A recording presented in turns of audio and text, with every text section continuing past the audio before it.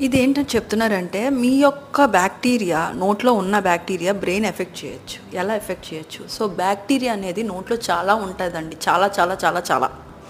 అంటే population బయటున్న population కన్నా మన నోట్లో ఉన్న బ్యాక్టీరియా ఎక్కువ.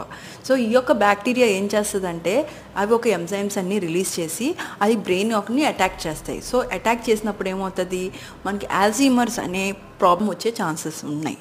అది రీసెర్చెస్‌లో కూడా ప్రూవ్ అయ్యాయి. అల్జీమర్స్ అంటే మీకు మూవీ నాలెడ్జ్ ఏమైనా ఉంటే ఇంగ్లీష్‌లో 'నోట్‌బుక్' అనే మూవీ ఆర్ హిందీలోనేమోంచి 'బ్లాక్' అనే మూవీ దాంట్లో మర్చిపోతూ ఉంటారు ఓల్డ్ అయ్యే కొద్దీ.